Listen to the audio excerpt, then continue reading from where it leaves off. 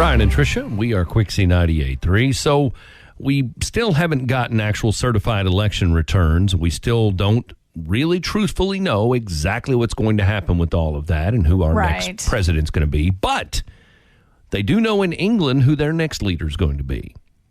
Okay. It's because of the royal succession line. If Queen Elizabeth ever abdicates or passes away, her son Prince Charles is next in line for the throne. Uh-huh. Sources close to the royal family say it looks as though moves are being made by the Queen, who is 94 years old and has been Queen since 1952 after her father passed away, that it is possible she will step down and Charles will ascend to the throne sometime very soon. By the way, his birthday is Saturday. He turns 72. And that's not one of those birthdays we talked about where they have a summertime birthday for a parade. That's his real birthday. Yes. That's not his, half birthday or whatever. Right. So he was already a couple of years old when his mother ascended to the throne. And that was because, and this is the weird thing, you go back, the only reason she ever became queen after her father was king is because his brother abdicated the throne. He didn't want it.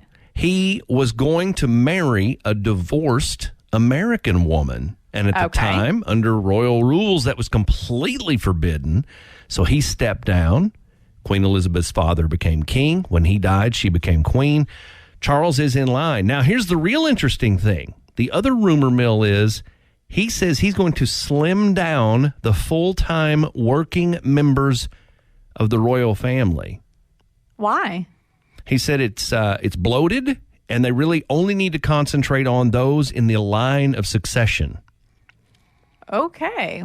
So all these other duchesses and this prince and this, you won't see them out actively doing things on behalf of the royal family if Charles becomes king. But they'll still have their titles. They'll have the title, but they won't have full-time paid jobs. So that's like that job security. Yeah. That I got born into this. Yeah. Interesting. Beginning to think one of those guys who took off and married somebody and came to America might have been right. Because it doesn't look like he would have had a gig if his dad becomes king. So here's the way it works. If Charles becomes king, next in line for the throne would be Prince William, his son. Uh-huh. And then, in order of birth, William's three children, Prince George, who is 7, Princess Charlotte, who is 5, and Prince Louis, who is 2.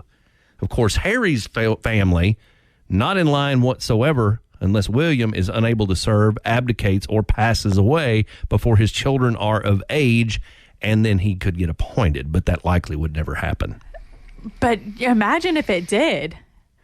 And then if he didn't want it, I mean, obviously this is all speculation. Sure. But it's fascinating. Wow. It's utterly fascinating. And to think that he is, what'd you say, 74? Yeah, 72 on Saturday. 72. Okay. So he has sat and waited for a long time. And even if he lives as long as his mother has, he might have 20, 25 years on the throne if he gets it now.